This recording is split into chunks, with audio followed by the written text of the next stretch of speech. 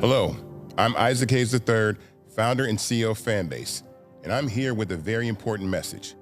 We are at a turning point in the Black community where we must have equity in the apps we use that scale to billions of dollars. But this time, we own the infrastructure, we own the culture, and we shape the future. And Fanbase is the future. Fanbase combines the free functionality of Instagram, TikTok, and YouTube into an all-in-one platform built for the evolution of social media and monetization. With over 1.4 million users, that's real proof that we are shifting the conversation of tech ownership and equity for creators. So right now, I want you to go to startengine.com/fanbase and invest today. The minimum to invest is $399. That gets you 60 shares of stock in Fanbase at $665 a share. This marks a turning point in Black ownership of social media. If we don't take this opportunity to own social media right now, we will always be customers to our own creations. And that can't go on. So once again, go to startengine.com/fanbase and invest today. We must own the platforms where our voices live, our stories matter, and where our culture drives the world. Thank you. Folks, Black Star Network is here. Hold no punches. I'm real revolutionary right now. Black power. Support this man, Black media. He makes sure that our stories are told.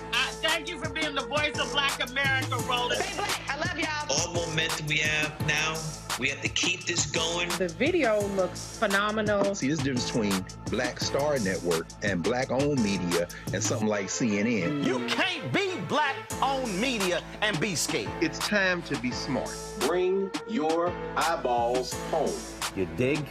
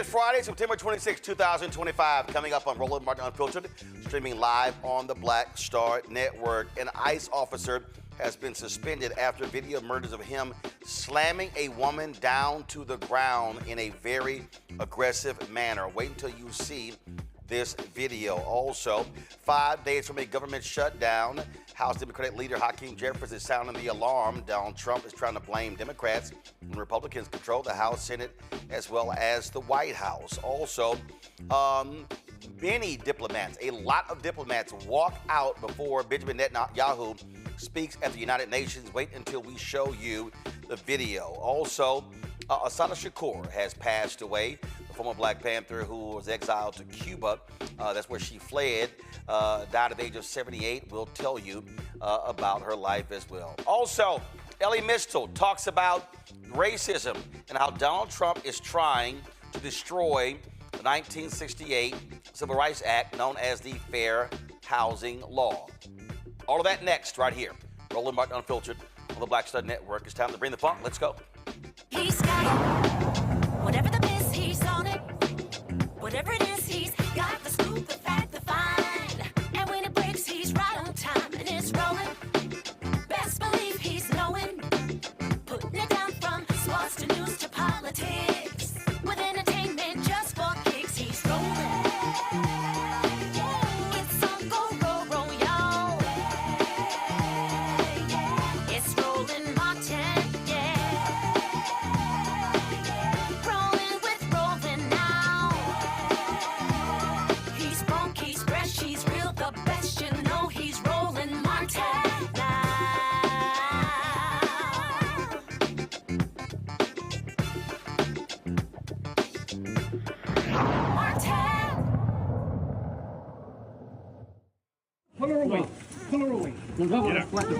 ¡Suerte! ¡Suerte, señora!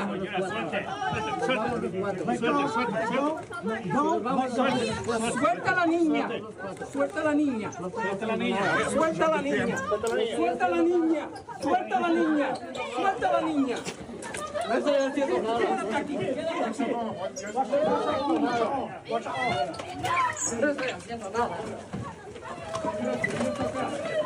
No estoy haciendo nada. No estoy haciendo nada. Adiós. Adiós. Adiós. Adiós. Come on, man.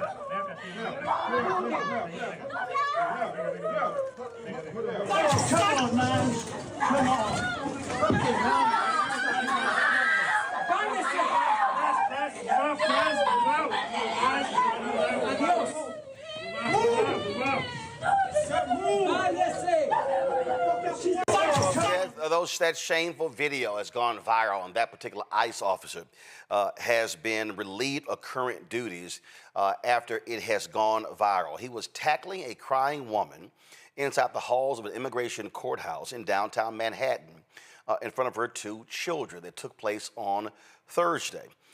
It was at 26 Federal Plaza inside the headquarters for several federal law enforcement agencies in New York City. She was clinging to her husband along with a young girl, pleading for his release while masked officers hauled him away. After the officers pry the woman away from her husband, she yells in Spanish, "They don't care about anything." This is a statement released from Homeland Security Deputy Secretary Tricia McLaughlin. The officers' conduct in this video is unacceptable and beneath the men and women of ICE. Our ICE law enforcement officers are held to the highest professional standards, and this officer is being relieved of current duties as we conduct a full investigation. My panel is Michael Imhotep, host of the African History Network show out of Detroit, Matt Manning, civil rights attorney out of Corpus Christi, Texas, Drew Harris, Elon's founder and CEO of the Elon Group out of Montgomery County, Maryland. Matt, I want to start with you. Here's the deal. Donald Trump has empowered these thugs to do these type of things. We have seen the bullish and the bearish actions of ICE officers. We've seen how they have essentially attacked people. We've seen how throwing folks down to the ground, pulling guns out, storming into car washes. There's a car wash owner who was hospitalized, 79-year-old guy who's now suing them because injuries he sustained. And so it's no shock this happened because they have been allowed to do these things. So imagine the things that we have not seen that took place. This one was recorded. That's right. I mean, you would think that law enforcement officers, federal law enforcement officers, would know better than to engage in such conduct. And I think, this is, an oversight by the administration in terms of just fomenting this kind of cavalier conduct from federal agents. But unfortunately, I'll tell you, I just tried a case in June involving the U.S. Marshals where it was a similar kind of thing. I think for a long time they've been empowered to have this kind of conduct and to undertake these kinds of actions. I think the difference now, though, is they're under a much larger microscope, considering the administration and the administration's trying to round up brown people and non-white people throughout this country. Now, I think the one thing that is potentially positive here is that I think this is a circumstance where the government will actually have liability. But to that end, I think the federal judges are going to have to be the line of defense between lawlessness and some kind of recompense for this poor woman and other people who are in this circumstance. Because what that person in, I don't remember the state you mentioned, but the elderly gentleman probably filed is what's called a Federal Tort Claims Act case. And to make it very short, federal law enforcement officers can be liable if they commit one of 6 different torts, including assault, battery, and some other things that they can do. So I think this is a circumstance where if she files a lawsuit, she'll be in front of a federal judge, and he or she will decide whether, they believe this ICE agent committed assault. But it's good that you got it on video. It's good that it's very clear what happened. But it's sad that this administration has fomented this exact kind of tenor in this country, and that a federal agent would be empowered to do this kind of thing, despite the fact that they've got a bunch of witnesses, probably know they're being recorded, and I think there are reporters and photographers there. I mean, that's proof positive that this administration has let them off the leash. But here's the thing here, Drew. We've seen this. They know they can do whatever they want. And so the only reason this is a conversation is because, frankly, it's so many cameras there. I think also, to Roland, to your point, this is something that this administration has really, really fanned the flames.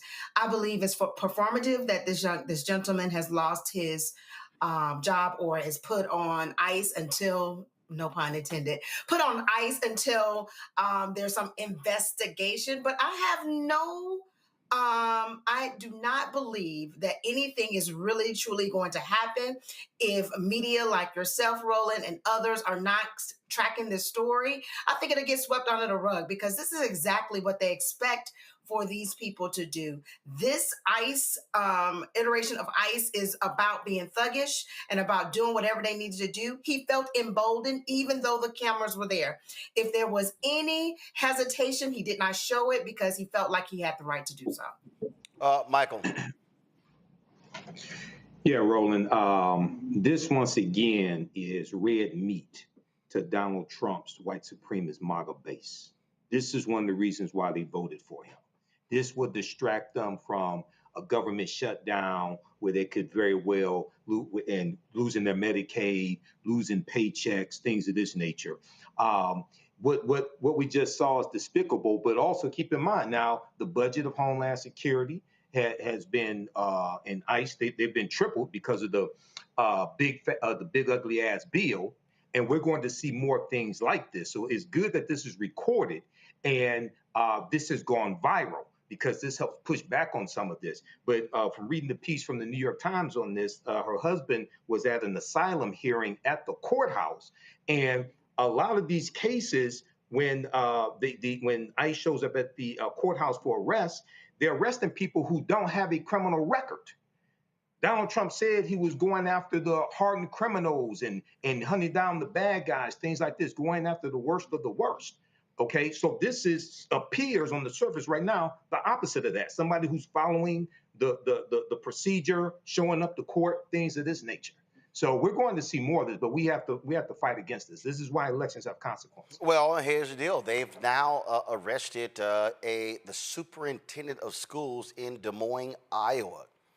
In a message to families, the school board chair, Jackie Norris, confirmed that Superintendent Eon Roberts was taken into custody this morning. District officials say they have no additional confirmed details about his detention or what the next steps may be. ICE, with the assistance of the Iowa State Patrol, says Roberts was found with a loaded handgun, $3,000 in cash, and a fixed blade hunting knife. The agency claims Roberts has been living in the United States illegally from Guyana.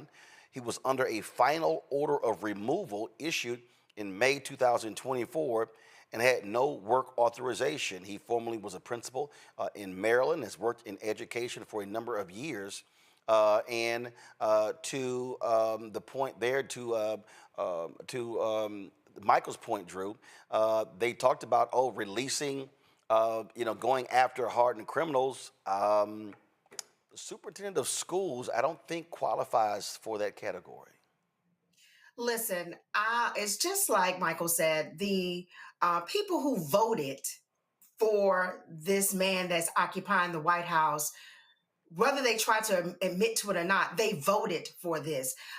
We know that he's a liar. We know that he's racist. We know who's leading the charge, which is Stephen Miller, who is his puppeteer. We recognize that this is exactly what they want to do. He played into, I guess you would say, the fears of those that are criminals, but he is going to the places where it's the lowest hanging fruit. And while we are able to hear about Ian in Iowa, and we saw this situation that was in New York, there are thousands of people who are actually just going about their day and are coming up missing because this is their approach. This is their attack. We know this. I don't even understand why we are surprised. Yes, we need to use this to push back. Yes, we need to think about ways to be able to figure out ways to make sure we highlight all of this information. But truth be told, I really do not believe anything is going to happen until the next election cycle and we change who's in place to make decisions and make laws that can make sure that we keep our people safe. Oh, there's no doubt. I mean, listen, this is what they want to do. This is what they want to see. They absolutely are buying into this. This was the statement. ICE released a statement. This is what they said. During a targeted enforcement operation on September 26, 2025, officers approached Roberts in his vehicle about identifying himself, but he sped away. Officers later discovered his vehicle abandoned near a wooded area. State Patrol assisted in locating the subject, and he was taken into ICE custody. Roberts has existing weapons possession charges from February 5th, 2020. Roberts entered the United States in 1999 on a student visa and was given a final order of removal by an immigration judge in May of 2024. The investigation into how Roberts acquired the handgun is being turned over to the ATF. It is a violation of federal law for those in the United States without legal status to possess a firearm and ammunition. And as I said, he was the superintendent of schools in Des Moines, Iowa.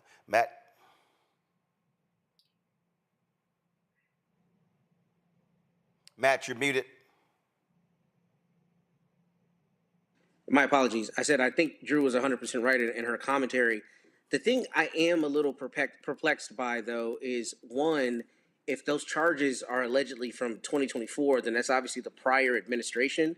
And what I'd be interested in knowing is how the Des Moines public schools, one, didn't have a contingency plan for this, or, how he was basically in that job if those things are true. That's definitely not to cast aspersions on him, but Des Moines, I just looked it up, their certified enrollment this year is 30,000 students. So, how you could have a superintendent who is in a status where there's a question about whether he's going to be enforced is a concerning thing. And I wonder, as this goes on, what we're going to learn about why, he was being targeted and what those charges came from. And that's to give him the benefit of the doubt. I mean, everybody should be presumed innocent. However, I think the larger point that Drew was speaking to is, the idea that Trump very often says things that we know are just patently false. And the rhetoric around rounding up immigrants has been, we're going to get these criminals. But I mean, if you're the PhD superintendent of a school district with 30,000 students, you are, at least presumed not to be a criminal.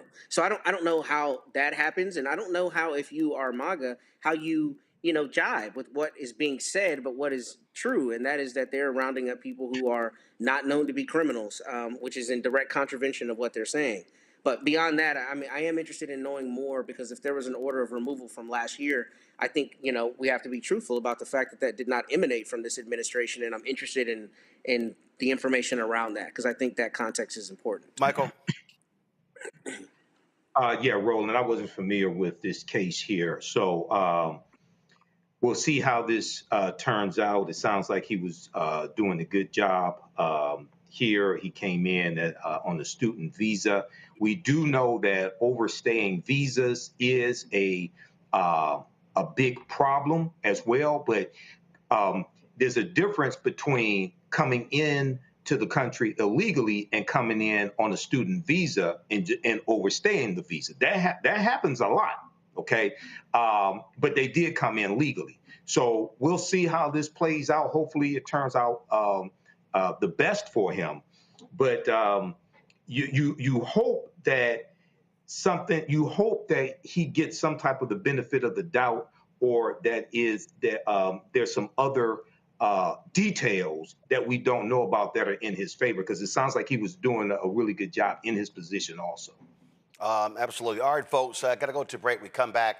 We're going to talk with Congresswoman Marilyn Strickland of Washington State. Lots happening this week. Director of the Black Caucus Foundation Annual Legislative Conference. We got a shutdown that's looming 5 days away. All of that will break down. You're watching Roland Martin Unfiltered on the Black Star Network. In my book, The Power to Persist, I share 8 simple yet powerful habits, a blueprint for transforming obstacles into opportunities and pressure into purpose. Just as they fueled my rise from the South Side of Chicago to a national stage. And on the Power to Persist podcast, I bring that blueprint to life.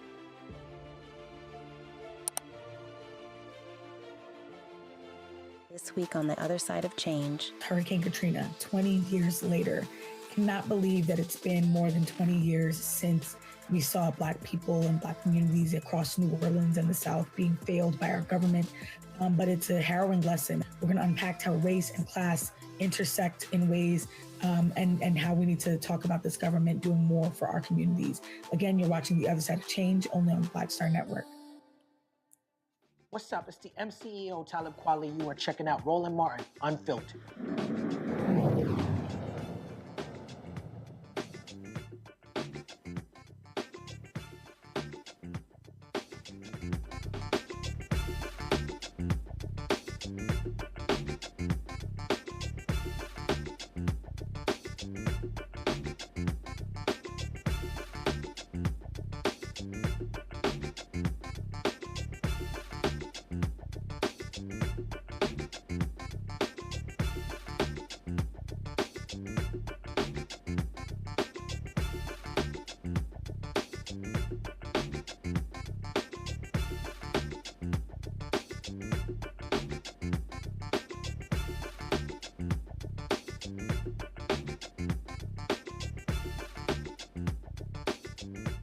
Folks, we're 5 days away from a government shutdown. Donald Trump keeps saying it's Democrats' fault, saying they want health care for, quote, illegal aliens.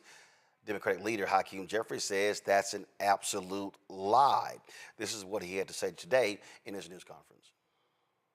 One of the reasons why our fight for the American people is so urgent right now is because over the next few weeks, tens of millions of Americans are going to get notices indicating their premiums, copays, and deductibles are increasing dramatically because of the Republican refusal to extend the tax credits connected to the Affordable Care Act. Was there politics in the idea that was an estimation? We're fighting for the health care of the American people, period, full stop. Our position has been very clear, 8 words. Cancel the cuts, lower the costs, save health care. And part of that fight relates to the Affordable Care Act. Part of that fight relates to dealing with the Republicans' cut to Medicaid, the largest cut to Medicaid in American history. Part of that fight relates to preventing a $536 billion cut to Medicare that will occur at the end of this year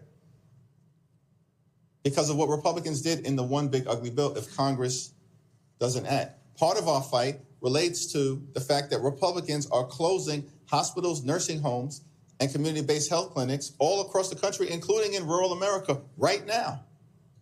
And part of that fight also relates to the fact that Republicans have effectively shut down spending on medical research in the United States of America. People are going to die.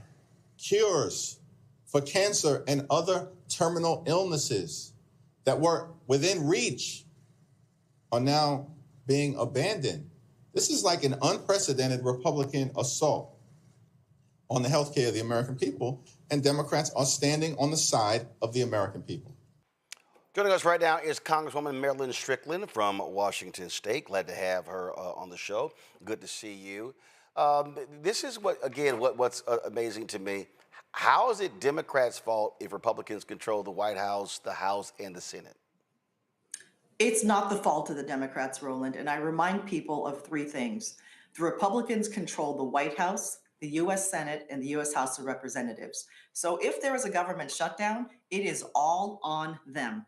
As Leader Jeffries indicated in the clip that you just showed, this is about lowering costs, saving healthcare, and stopping the cuts.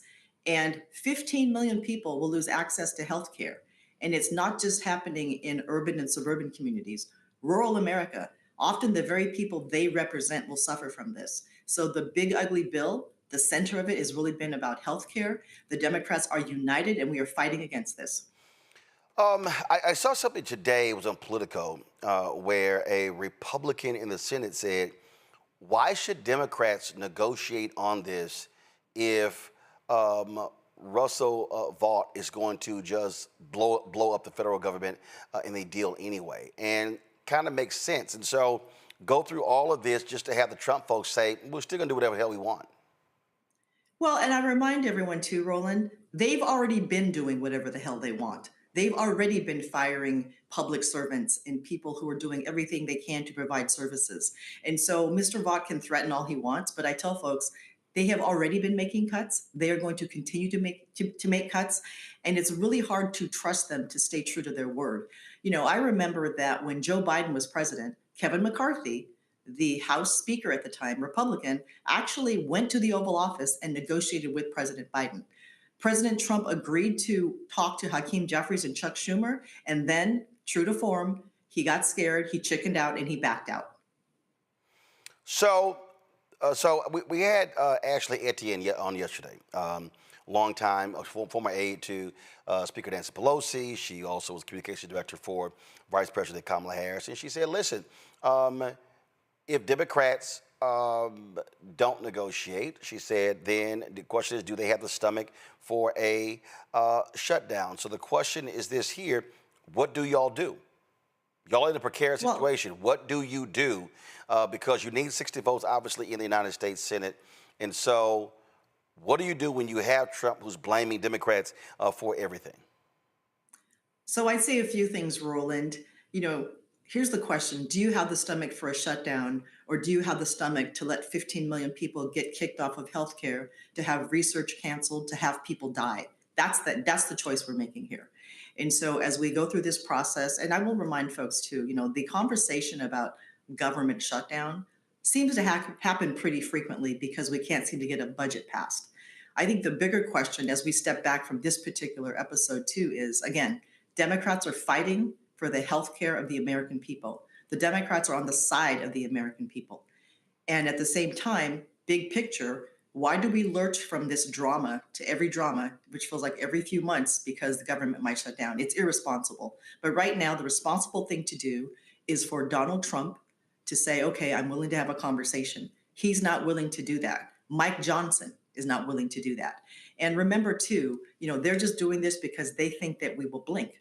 And we are on the side of the American people. We are standing by this idea that people deserve health care. It's going to put the economy in a really bad way, but more importantly, it's going to hurt the American people. And in some cases, sadly, Roland, people are going to die because the Republican majority in the House, the Senate, and the White House do not care about them.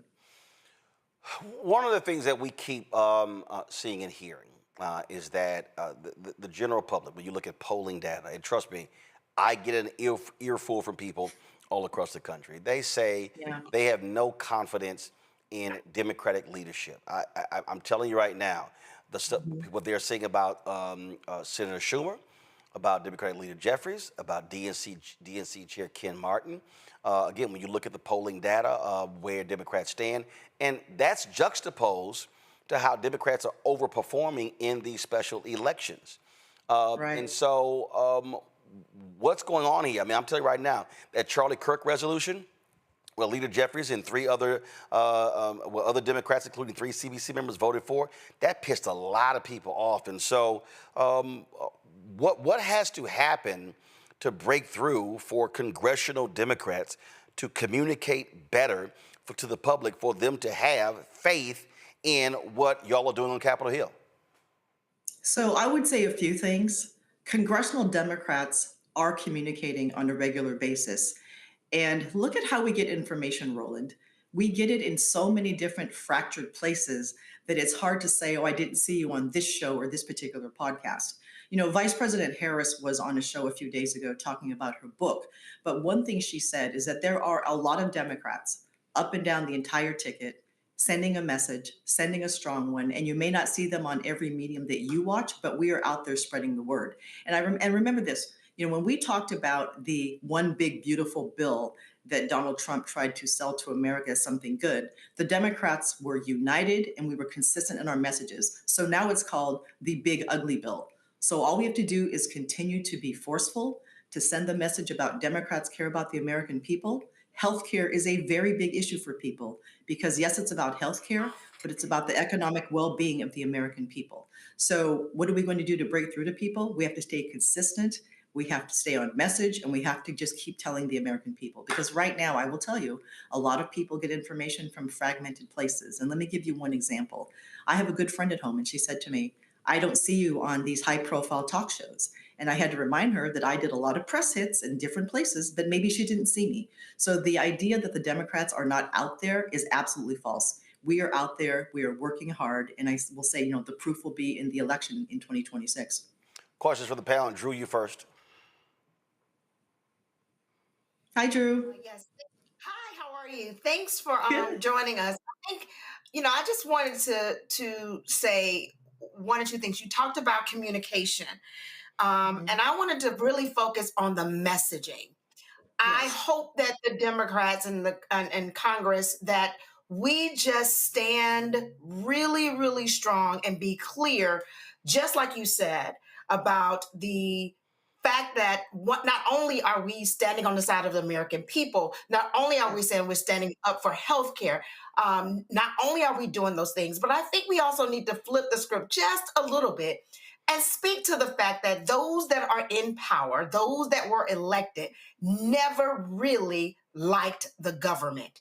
And so why would you elect someone to lead the government who do not care about how the government can work for people, who do not care about the people that they serve, yet they're trying to lead in a way that will demolish our democracy and our rights and our health care? I think the key is to just be strong and to say that forcefully. How are you all communicating with each other and making sure that your talking points and the level of straight talk to the American people really making a difference between what the Republicans that are in charge stand for versus what the Democrats stand for?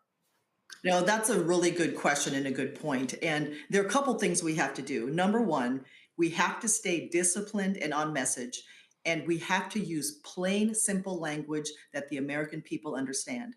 You all know that sometimes we are here in Washington, D.C., in this political bubble, the gateway bubble, and we use language to say things, and we think that the average American person who's just trying to live their life every day, go to work, raise their kids, take care of their elders, are paying attention. We need clear, succinct, straight language. But I think you raise another point that's really good, and I've been saying this for a while. We have to define who the Republicans are because they always define who we are. But we cannot fall into the trap of people saying to you, well, good, you're talking about them, but what do you plan to do? And that's why we're doing both. We're defining the GOP as the party that bends the knee to Trump, that does not care about the American people. And there's a clear contrast. Democrats are fighting for your health care and your economic well-being. The Republicans want to tear it down. And I sometimes, I serve on 2 committees that have a lot of bipartisan support, but there are times when I hear colleagues across the aisle talk about how they hate government. Everything's bad. They want to tear it down. And I want to ask the question you asked. If you hate government so much, then why did you run for office? Anytime we do anything, we should want to make it better.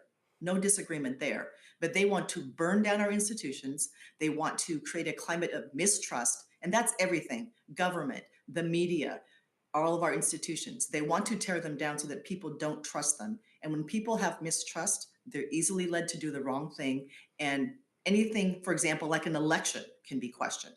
So you're absolutely 100% correct. We have to define them clearly and succinctly. And again, contrast that with the fact that the Democrats are fighting for the American people. We are fighting for your health care, and we're fighting for democracy and your economic well-being. Michael. All right, Representative Strickland, thanks for coming on today. So when we look at the potential for a government shutdown, and I am for shutting this stuff down, how do Democrats negotiate opening the government back up? The reason why I say that is Supreme Court just ruled today that Trump can freeze another $4 billion in foreign aid, but it was already appropriated by Congress. So if Democrats can negotiate something with Republicans, reducing healthcare cuts, saving Medicaid, things of this nature. And we know that we need 60 votes in the Senate, which means Republicans need some Democratic votes. What type of guarantees do we have that Trump won't renege on that? And then we're back in another predicament. I mean, that's the inherent problem, isn't it? We can't trust Donald Trump to do the right thing. He doesn't obey the rule of law. He doesn't care about the checks and balances. And so, again, we come back to what we stand for as Democrats. We want to stop the cuts. We want to lower costs. We want to save healthcare. Those 3 principles are not going to change. I also want to point out, too, that whenever there's a discussion about shutting government down, unfortunately, it turns into this, it's their fault. It's their fault. But at this stage in the game, the Republicans have only themselves to blame. They control the White House, the U.S. Senate, and the U.S. House of Representatives. They refuse to come to the table to have a conversation. Donald Trump said yes, then he said no. So as far as we're concerned, they get to take full credit for any shutdown because they, in fact, are the ones who will cause it. Matt. All right, thank you.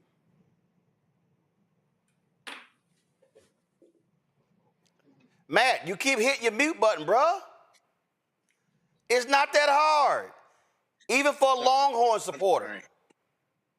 Dang. Of course, I should have known there was going to be a low blow there, unnecessary. It's the second time you've done it in 30 minutes. In any event, Congresswoman, I'm focused on the task at hand. Well, I'm glad you hit that button so we can hear your question. You got it. My question is this. What are you hearing in your office from your constituents? What are your compatriots hearing from their constituents about the willingness to let this be shut down as compared to the concern about the premiums? And the reason I ask is I think Roland said at the top of the segment, I think there's a sentiment out there that a lot of people believe Democrats are just feckless. You're weak, right? So to me, it's clearly attributed to the Republicans, but I would suspect there's a concern about it being attributed to y'all because that's what they're going to do is spin it and say it's your fault. So what are constituents telling you, and what are you hearing from your fellow reps from their constituents about their concern about that? So I was just in the district for a week, and I visited churches, I visited with senior centers and different groups of people. And I would say, not surprisingly, people are worried about healthcare, they're worried about Social Security, and they're worried about democracy in general. But here's the other thing that I'm hearing from Democrats. They want us to stand up and fight.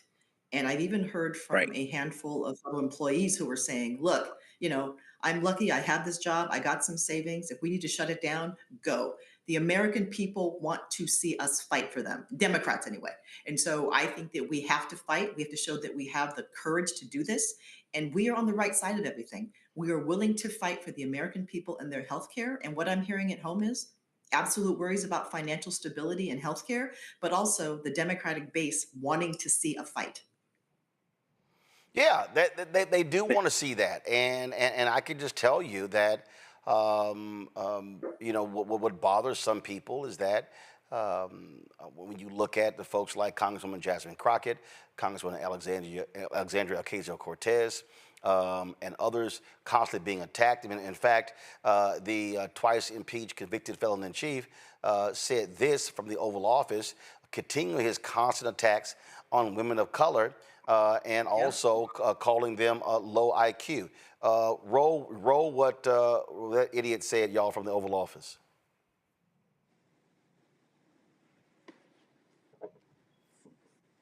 All right, it's the clip. It's the clip from the Oval Office where he was. The question was asked about Congresswoman Jasmine Crockett and Congresswoman Ilhan Omar.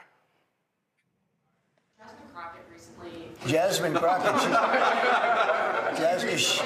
Remember what I said? Is she a relation to the late, great Davy Crockett? I don't think so. Jasmine Crockett, let me tell you, before you even ask, she's a very low IQ person. I mean, if we ever had to pass an aptitude test, that's the one should take one because she shouldn't even be in the crowd. So I have no idea what you're going to, but I don't think we should waste our time. This is a low IQ person who I can't even believe is a congressperson. Between her and Ilhan Omar and the group. You know, I met the head of Somalia. Did you know that? And I suggested that maybe he'd like to take her back, and he didn't want her. He said, "I don't want her." Okay, what else? Go ahead. You want? Let's hear what Crockett said. Go ahead. She compared ICE raids to slave patrol. I want to ask you. To slave? To slave patrol. I want to ask you if you think that there should be consequences for members of Congress who make these types of comparisons or use this language. Well, I think she's gone over the line. Again, that's what he constantly does. He did the same thing last time, and he's actually intimidated by black women and women of color. That is absolutely true. And Donald Trump's stupid ass has a lot of nerve calling somebody low IQ or incapable of being there. People are elected to Congress because the people they represent want them there. You're talking about educated women who are smart and unapologetic, and Donald Trump is intimidated by people who are smarter than him, which makes up a large proportion of people in the country, but also, too, is intimidated by strong women.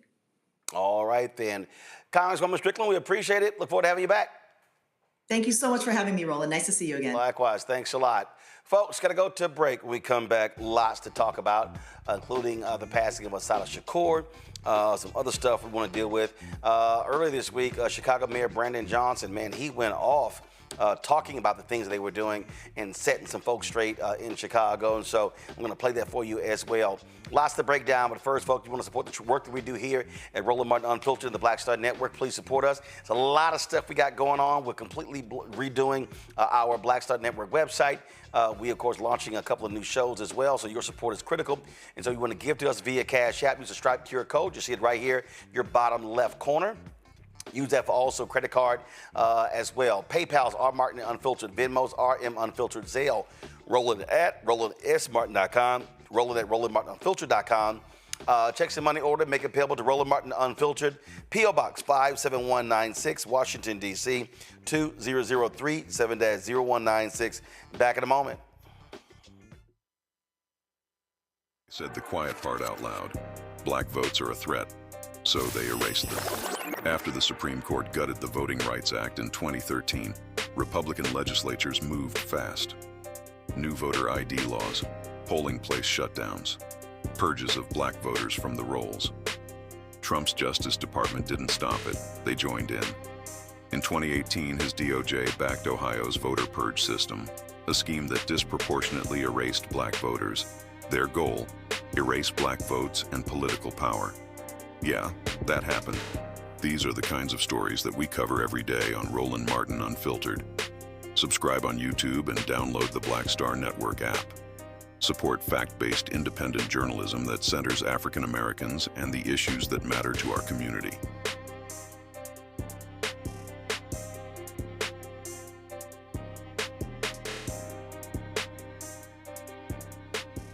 This week on the other side of change. Hurricane Katrina, 20 years later.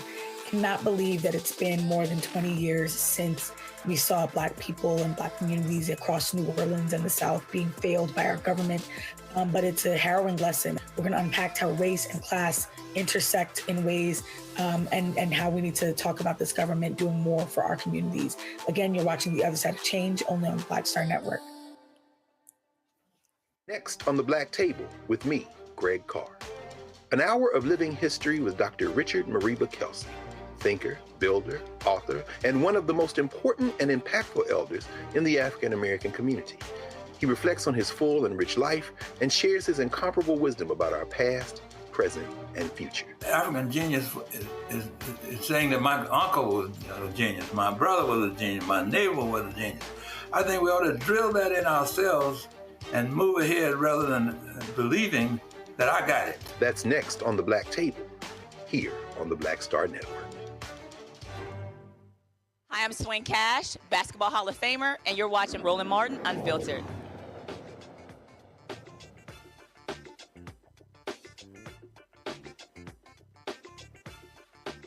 So what's the deal with all these crazy, deranged right-wingers and their constant attacks on Black women and their looks? You've got crazy, deranged Laura Loomer, who is a Donald Trump close aide. Laura Loomer, y'all, is, let me show, now listen, I need to prepare everybody for watching. I know today is September 26th. I know Halloween is a month away. It's a month away. But I just need you to prepare yourselves. This is a living witch, 32-year-old Laura Loomer. That's Laura Loomer. She's 32. That's a phrase we have in Texas called rode hard, hung up wet. That's Laura Loomer. Now, this is Congresswoman Jasmine Crockett. She's 44.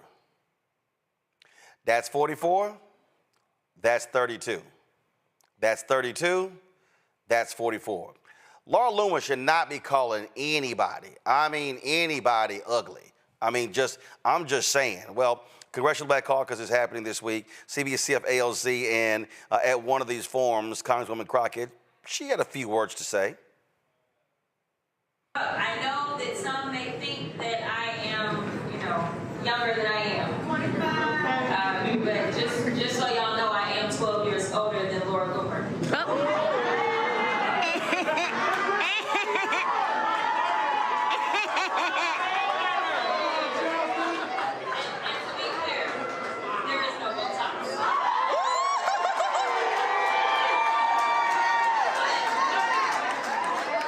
Say that. Right. Crockett said, yeah. Trashing her, calling her ghetto, all this sort of stuff like that. Come on, pull it up. It hurts my heart that we have ghetto Black bitches who hate America serving in Congress. And so, but this is who Loomer is. I mean, she's always putting this stuff out there. She's always trashing people. But it's also that skinny, no hip, no butt white woman, Megyn Kelly, who did the exact same thing. And so Megyn Kelly out there trashing, dogging folks. And so she was critical of Jemele Hill. And all that sort of stuff like that. And Jemele, of course, responded. And so, again, this is what you have going on. So Megyn Kelly, matter of fact, your friend. Let me see this here. I think this was, somebody posted this. Okay, I think, all right, so just watch this. Again, this is the stupid stuff you see going on. Go ahead. A coat of mascara would be your friend. I'm just going to tell this to you, woman to woman on television. You need a little work, and you should have them back off the camera a little bit because you are not attractive enough to have that extreme close-up. Push away your laptop, Jemele, and add a filter or two. Honestly, like, we actually don't use any on this show because I do put on makeup so I look presentable, but you need work because you can't both be ugly on the outside and the inside. You need to choose one, okay?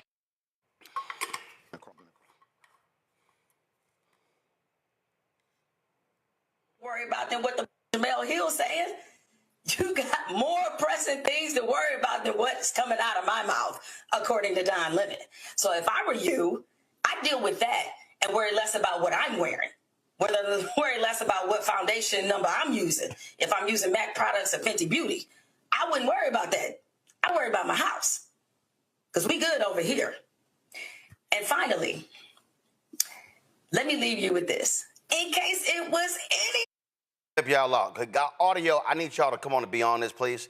Okay, so she was responding to something Don Lemon said. So again, let me roll it back so y'all can hear the full context. Please, audio all the way up so people can hear. Across the room, it's weird. Hold on one second, here we go. On the outside and the inside, you need to choose one, okay? Across the room, it's weird. Megan, you. So what happened with that was Don Lemon said that there was some event and Megyn Kelly's husband kept looking at Don Lemon's husband across the room. That's what he said there. Okay, let me play the rest. Got more press. All right, so Jamel just went off on her. Drew, but here's what's crazy. Okay, again, Megyn Kelly, stop it. Okay, boo. You look, the people who like you, baby, you waste up. So just stop. Just stop. You ain't attractive. You ain't got all of it. See, but this is what they do.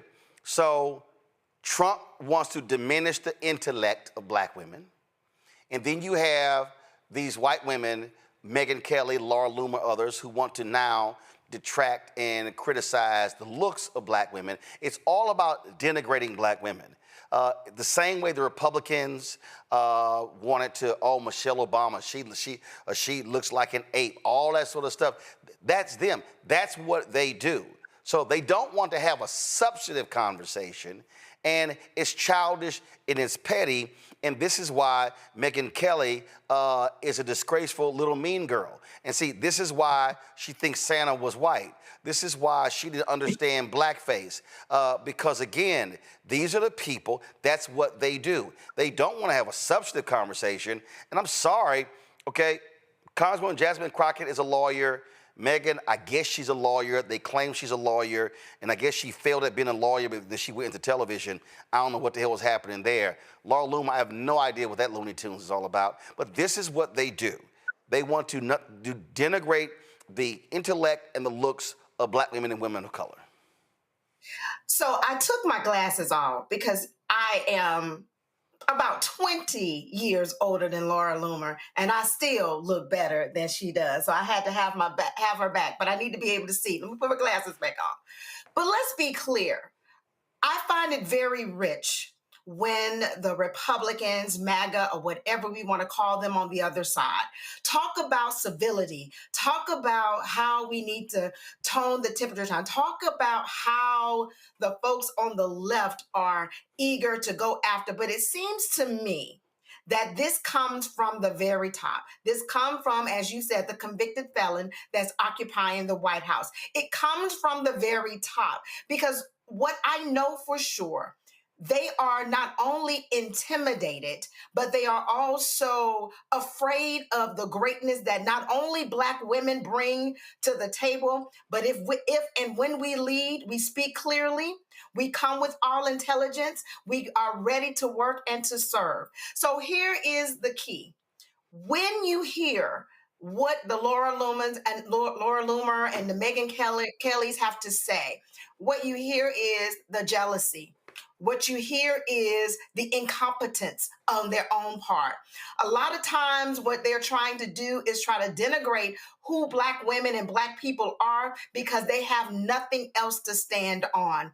I am so proud of what Jasmine Crockett and what for Michelle Obama, Joy Reid, all of us, Ketanji Brown, what they are doing and what they represent, including Kamala Harris.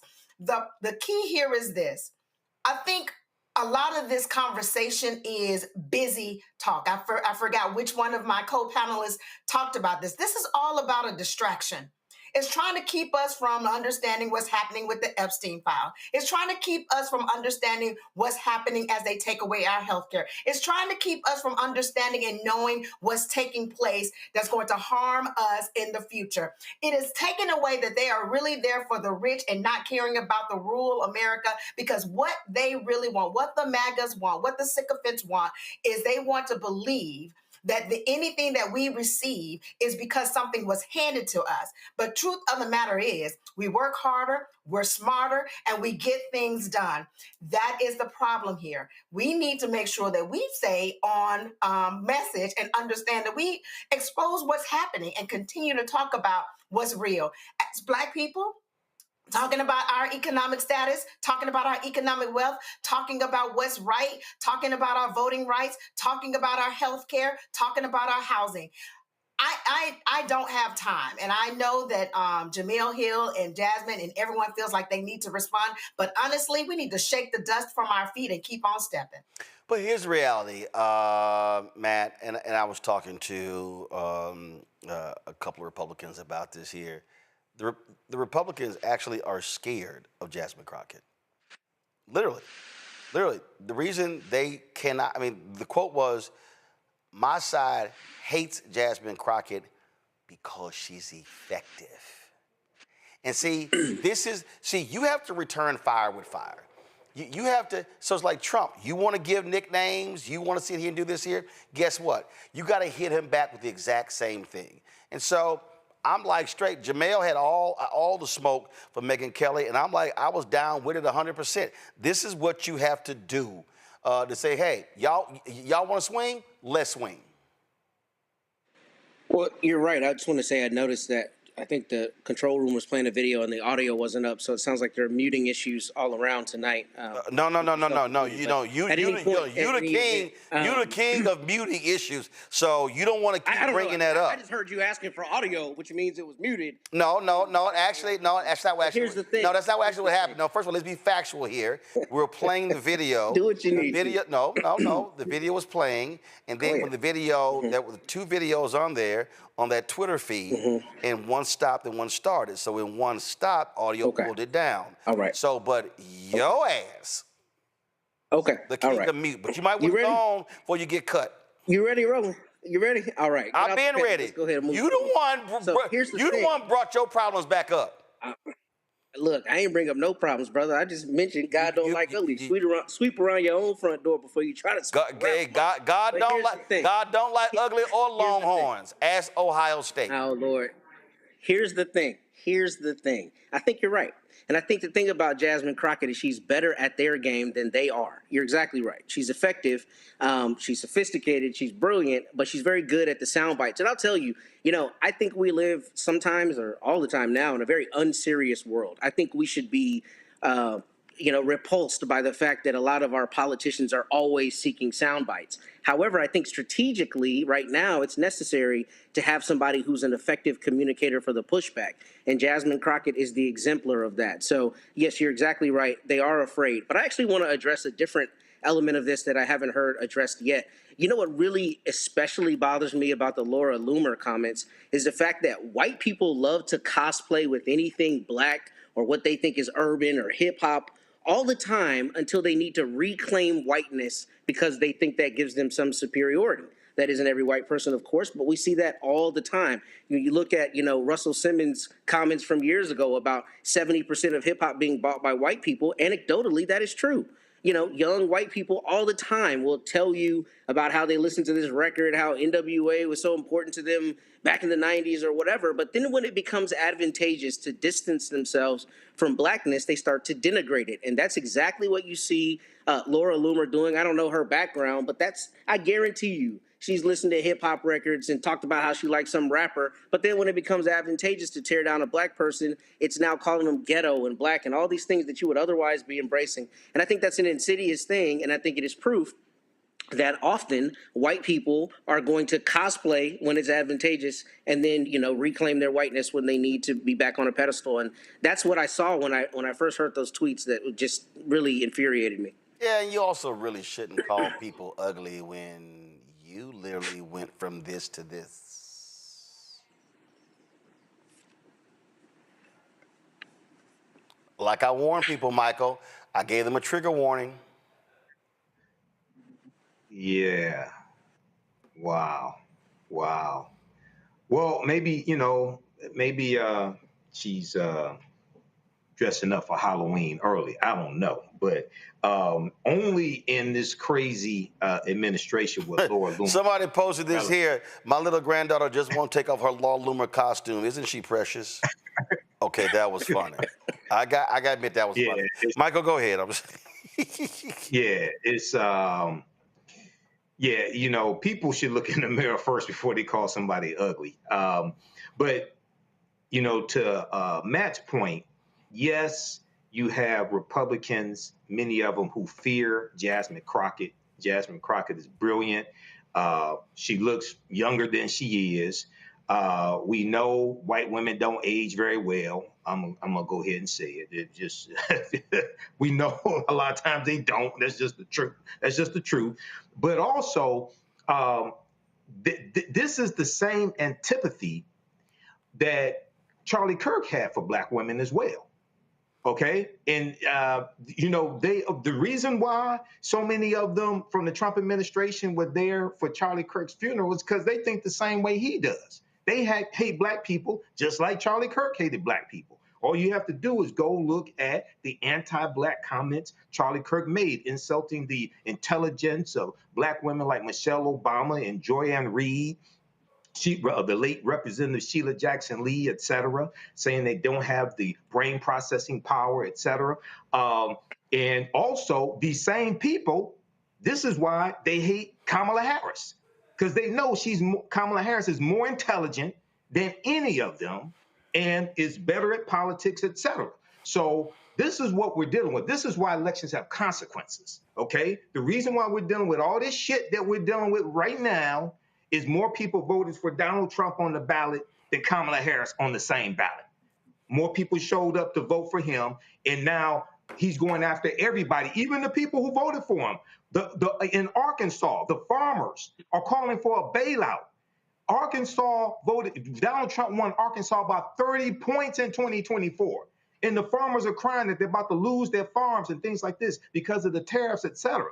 They thought he was their savior, but this is the MAGA death cult that you're dealing with. Okay, I'm just going to show one more before I go, and I'm just going to leave it. I'm just going to leave it there.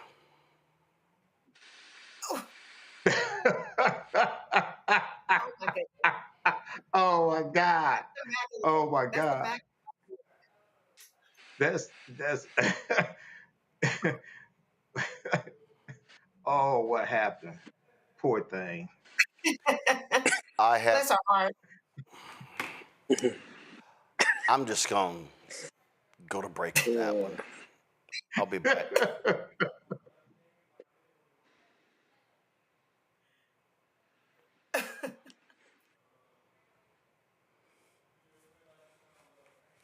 They said the quiet part out loud.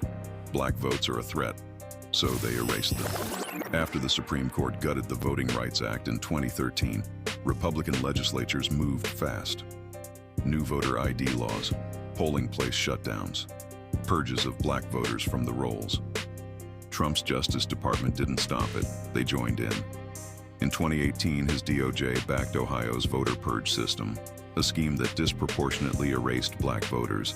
Their goal, erase black votes and political power. Yeah, that happened. These are the kinds of stories that we cover Brandon every day Johnson on ready. Roland Martin Unfiltered.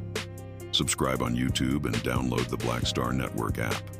Support fact-based independent journalism that centers African Americans and the issues that matter to our community.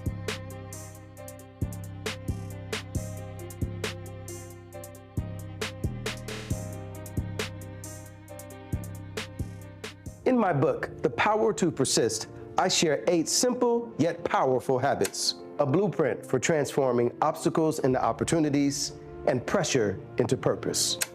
Just as they fueled my rise from the South Side of Chicago to a national stage. And on the Power to Persist podcast, I bring that blueprint to life.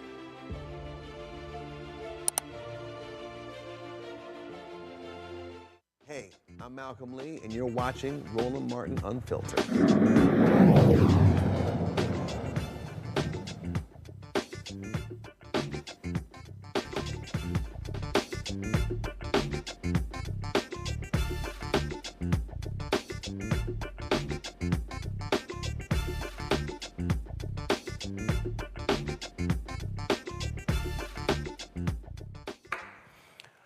Chicago Mayor Brandon Johnson, he's really getting pissed off and tired of these people who keep trying him when it comes to crime in Chicago and how they have been successful at lowering crime.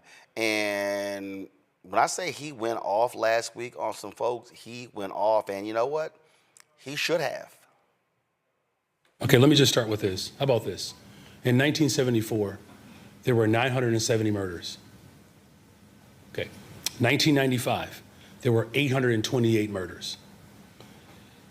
2016, 778 murders.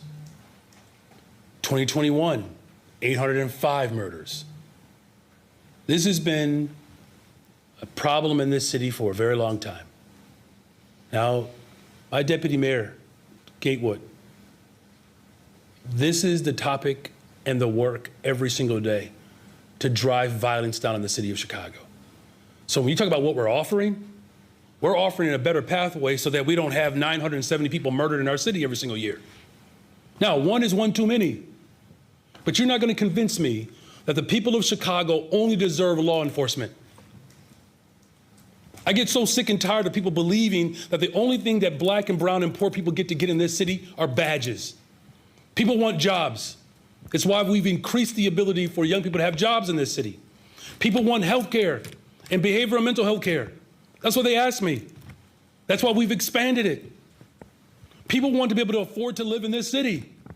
That's why I'm building more affordable units. People want justice if they do get wrapped up into this spiral of despair in this city. It's why we're actually solving cases, whether it's CVI workers, making sure that we're avoiding retaliation in this city. I get so sick and tired of people in this country and in this city that believes that the only thing that you can offer black people and poor people is jails, incarceration, and police officers. Dr. King said this right here in Chicago, the National Conference on New Politics. What did he say? He said, militarism is a sickness. I am trying to eradicate the sickness from this city and from this country. But people To offer, no, listen, Mark, I get to answer my question now. You've asked it. But people, No, Mark, I'm answering my questions. Of course they are, but you're not going to be able to avoid that if we don't do the things that actually work. We are not split on this issue. The fact of the matter is, no one has asked me to send federal troops into this city to make it safe. It has never come up. It never came up during the campaign. It's never come up in the first 2 years. The fact of the matter is, we are driving violence down on this city, and we're using every single resource that's available to us. Jails and incarceration and law enforcement is a sickness that has not led to safe communities. I'm going to work hard every single day to protect the people who are caught up in violence in this city. Guess why? You want to know why? Because the vast majority of them look like me. This president has never asked a very simple question to me, Brandon Scott, Barbara Lee, Randall Woodfin. He doesn't talk to black mayors about what it's like to live in communities that have been disinvested in.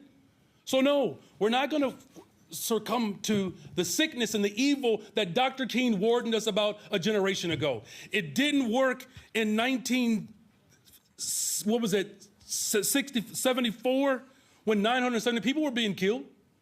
It didn't work in the 90s, when no one said a mumbling word about how many people were losing their lives because of violence in this city. And now we're actually doing the work that's working. Now all of a sudden everybody has these ideas. They've shown this is a group project, but we're not going to allow the President of the United States of America or any of his ilk look at the work that we're doing across this country, and then now we're experiencing some level of reprieve, and now he wants to put his name on our paper. No, I'm not going to tolerate it. It's a sickness, and we're going to eradicate it. This is the response that we should be seeing. And I'm with Chicago Mayor Brandon Johnson. When you have done the work, when you have put in the long work, he was being ripped his first 2 years for the crime and other problems. And so all of a sudden it's going down. Same, he mentioned Baltimore Mayor Brandon Scott. He mentioned these other black mayors. And they have been taking the heat from people in the city, from people outside. And that's exactly the response that he should be given. And so the reality, Michael, when these reporters ask these questions, I ain't got no problem with him going off on them, because what they're doing is working, and to act like it's not it's also a shame, because if you're going to criticize somebody when things are bad, well, you damn well better give them the credit when things are getting better. Absolutely. Give them the credit when things are getting better, and advocate for them to have more resources to continue to improve people's lives, bring down crime, okay? And I applaud him for what he just said.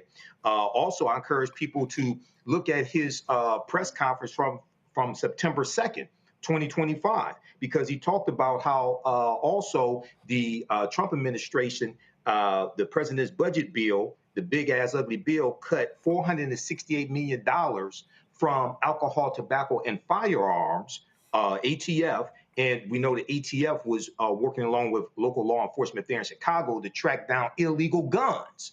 And one of the things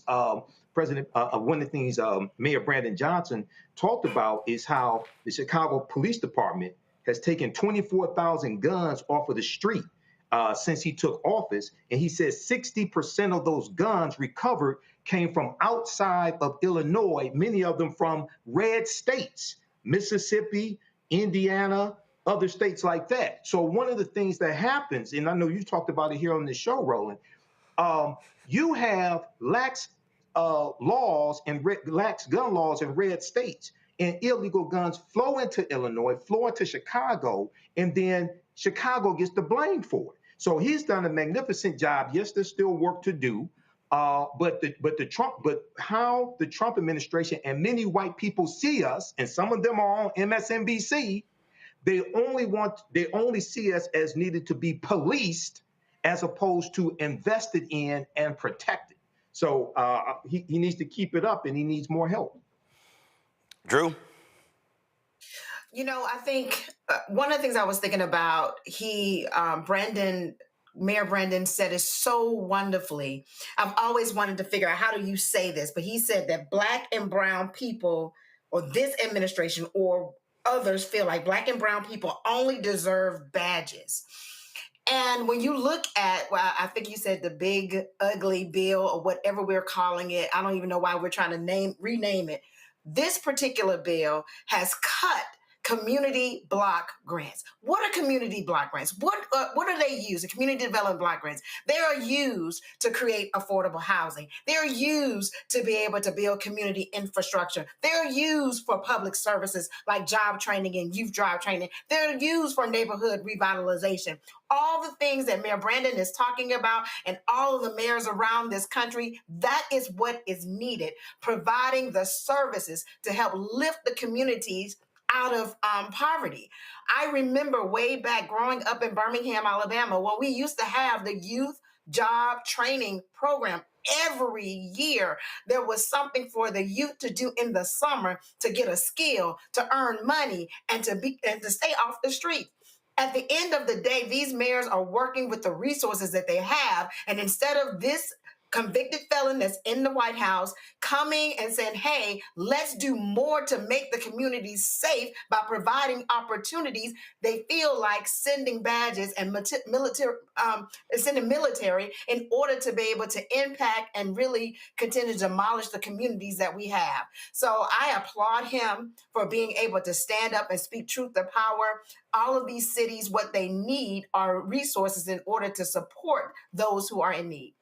Listen, it makes all the sense to me, Matt, and I just think that this is how you just have to react. I think, listen, you cannot kowtow, you cannot bow down, you cannot bend, and when you are doing the work, hey, man, talk your shit.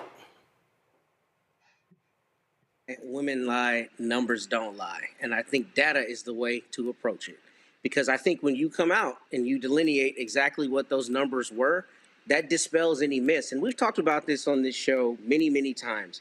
But here's the thing. Part of this Republican playbook right now is a disregard for the truth, because the truth doesn't matter if all you're trying to advance is your narrative. So the only way to push back against that is to say, here's what's actually happening. Here's why what they're feeding you is garbage. And here's why what we're doing is working. And I'm glad that he took this stance. But another thing I'm very glad about is I'm glad that he is passionate, because I think it's important A lot of times, Black people in elevated spaces can be concerned about looking too passionate because of all the unwritten rules and microaggressions and BS that we have to deal with. And I like that he was unbridled. And he said, no, you asked me a question, I'm finna answer it. I think that's important because I think what we're seeing is patent dishonesty. And I think we're seeing, you know, an administration, the Trump administration, and Republicans around the country who are echoing the same kind of sentiments, who are just saying things that are patently false and easily disproven. And I'm glad that he stood on business, so to speak, as it relates to the numbers and how the trend is going down. And I think it's really important because we saw that same thing in D.C., right? I mean, you just point and say crime's running rampant here, but the data shows that that's not actually the case. And I think there needs to be a continued onslaught of you are lying, and here's how I can show that you're lying. Yeah, and you got to actually say, you lying. Stop lying. Yeah. To me, I don't think you can dance around this thing. You can just sort of, you know, use other certain, no. You got to call this thing what it is. And that, to me, is just how I see it. And I just think too many people are not trying to do that. All right, y'all, got to go to break. We come back. Ellie Mistel, we talk about how Donald Trump and MAGA, they want to pretty much gut the Fair Housing Act, that third piece of civil rights legislation from the 1960s. I have that conversation next, right here. Roland Martin Unfiltered on the Black Star Network.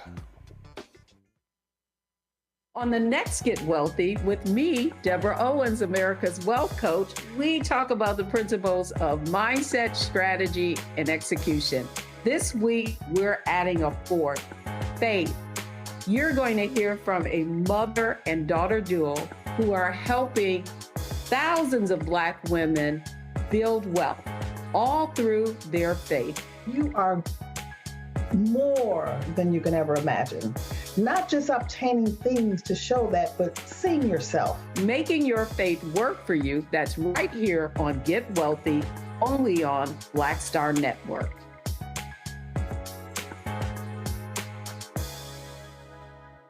Next on the Black Table with me, Greg Carr. An hour of living history with Dr. Richard Mariba Kelsey, thinker, builder, author, and one of the most important and impactful elders in the African American community. He reflects on his full and rich life and shares his incomparable wisdom about our past, present, and future. African genius is saying that my uncle was a genius, my brother was a genius, my neighbor was a genius. I think we ought to drill that in ourselves and move ahead rather than believing that I got it. That's next on the Black Table, here on the Black Star Network. Lil Thompson with winwithblackmen.org. You're watching Roland Martin Unfiltered.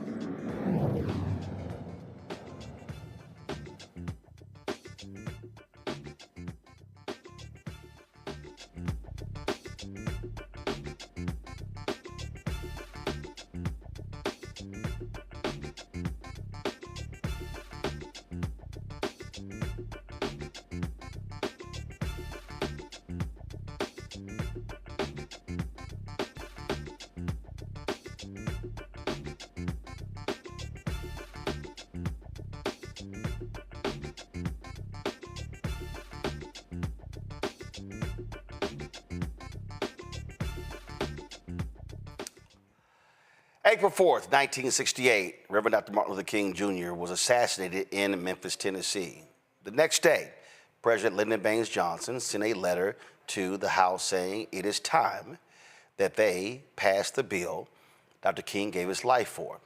What many people don't understand is that the Fair Housing Act, or the Civil Rights Act of 1968, is often the least talked about of the three civil rights bills that were signed in the 1960s. The Civil Rights Act of 1964, the Voting Rights Act of 1965, and the Fair Housing Act of 1968. Now, after those first two bills were passed, what happened was Republicans and Democrats in the North, they joined forces. Republicans, they joined force with those Southern Democrats in the South because they didn't want Black people living in their neighborhoods. They said, okay, fine, public accommodation, we're good. Voting, we're good. We ain't trying to have y'all live in our neighborhoods. So you know what happened? That was a filibuster in the United States Senate.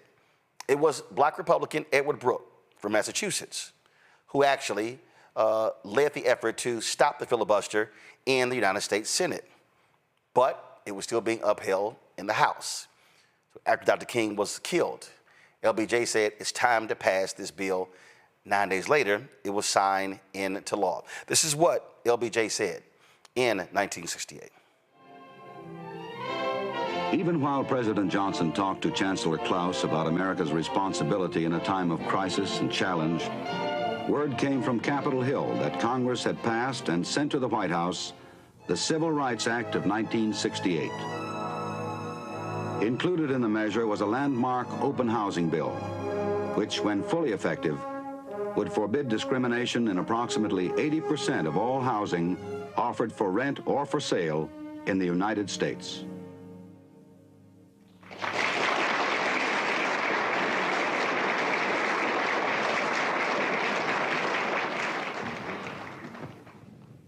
I do not exaggerate when I say that the proudest moments of my presidency have been times such as this, when I have signed into law the promises of a century. I shall never forget that it is more than 100 years ago when Abraham Lincoln issued the Emancipation Proclamation. But it was a proclamation, it was not a fact. And in the Civil Rights Act of 1964, we affirmed through law that men equal under God are also equal when they seek a job, when they go to get a meal in a restaurant, or when they seek lodging for the night in any state in the Union. And now the Negro families no longer suffer the humiliation of being turned away because of their race. In the Civil Rights Act of 1965, we affirmed through law for every citizen in this land the most basic right of democracy, the right of a citizen to vote in an election in his country. In the 5 states where the act had its greater impact, Negro voter registration has already more than doubled. Now with this bill, the voice of justice speaks again. It proclaims that fair housing for all human beings who live in this country is now a part of the American way of life. We all know that the roots of injustice run deep, but violence cannot redress a solitary wrong or remedy a single unfairness. And we just must put our shoulders together and put a stop to both. The time is here. Action must be now.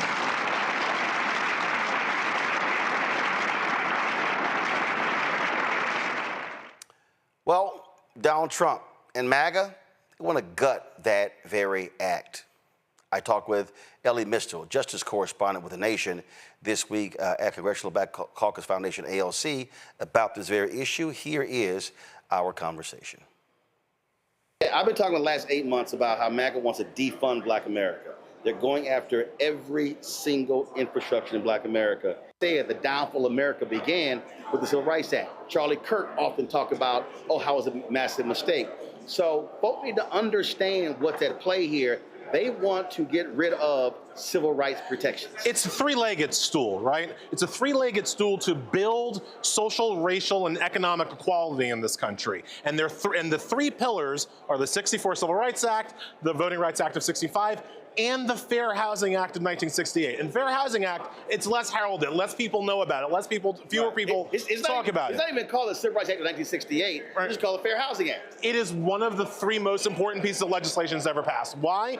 Because keeping Black people from living where we want to live is the foundation of every system of racial oppression ever invented. Go think about the word apartheid. What does that actually mean? It means setting apart. The first law of apartheid is that you can't live around white people, right? The first law of American white oppression is that you can't live around white people, right? That you have to keep the races separated. So when so one of the reasons why the Fair Housing Act is so important is because there was no such thing as desegregation. There was no such thing as equality, racial or social, if you don't have fair, equal access to housing rights, and that is the thing that Trump has been quietly, it turns out, taking away. Now, I was surprised about this because I know I don't know how many of your listeners know. I know you know.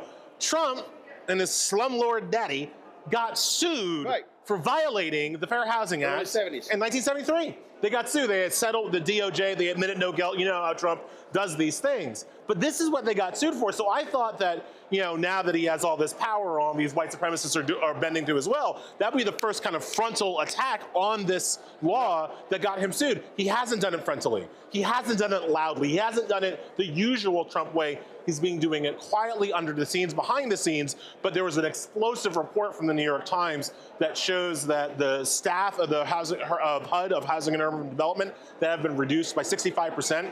The lawyers whose job it is to investigate housing discrimination and sue slumlords like Donald Trump's father, they have been reduced from 22 lawyers to 6. Well, and here's the issue we're dealing with, Ellie. You got a black HUD secretary. You know how Democrats always like to make the Department of Defense like the place to rehire a Republican? Republicans always like to make HUD the place where they hire one black vote. They had Ben Carson running the HUD department. Ben Carson, who was a doctor, right, was running HUD. Are you kidding me? Because it's the black job for them.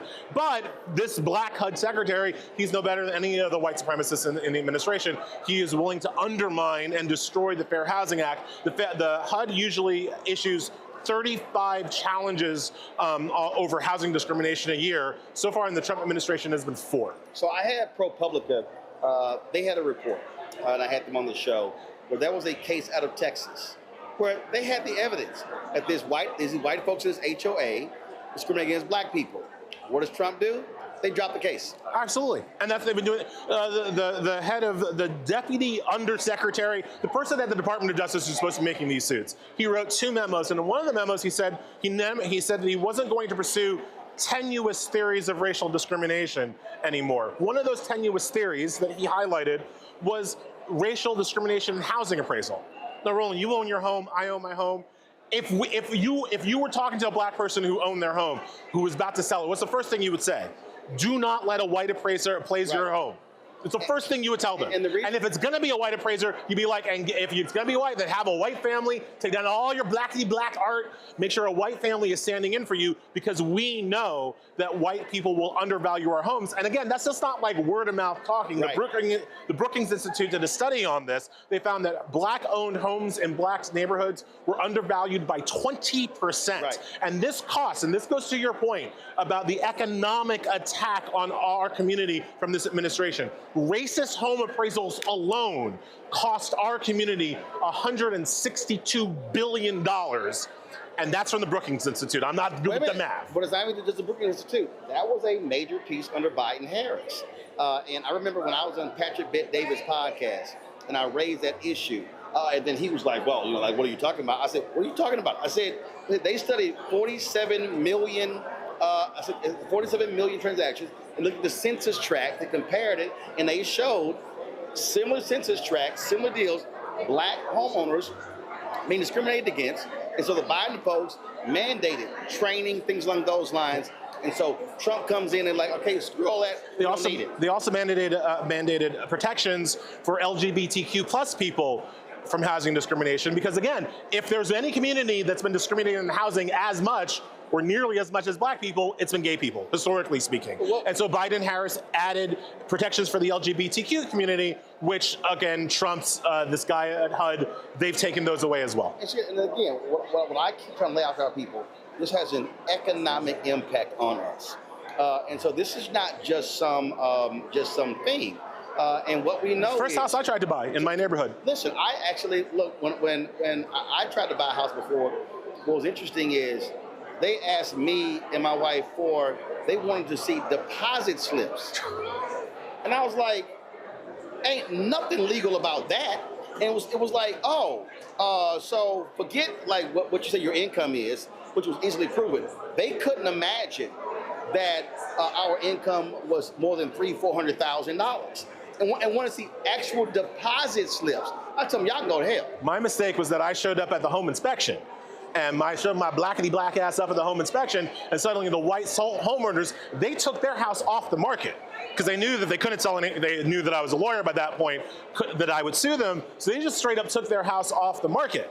And they were still just like, you know, oh, you should sue Allianz. It's like, man, you couldn't pay me to give those white people my money. Right. You couldn't, like, I will find another house, and I did. We've been there for 20 years. But like, the point is that this is real. This is not something that's a figment of people's imaginations. This is discrimination that happens to our people every day, every homeowner, every renter, and the wealth that is extracted from our community by white folks through their racism is shown most obviously in the housing situation, which is why they want to destroy the law. And look, and this also is one of the things that when we were talking about if you were a Democratic politician or whatever, why you have to campaign on this stuff.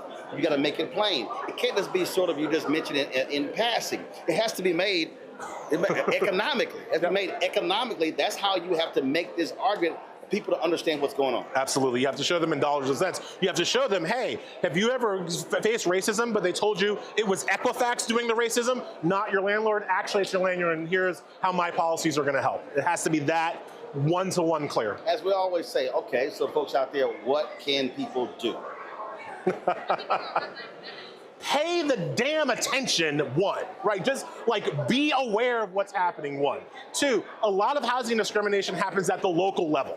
So when you are talking about housing discrimination, you are talking about state, local elections. You're talking about your local DA. You're talking about your local zoning board. You're talking about people that you vote for in off-year elections when Congress and the president aren't running. So for the love of, like, show up to those elections because those are the people that are actually going to impact your, you know, I live in New York City. We have a rent board. They're elected. We can change them anytime we want if we just show up in these off-years elections. So that's what I would say. And last point, we have midterm elections next year.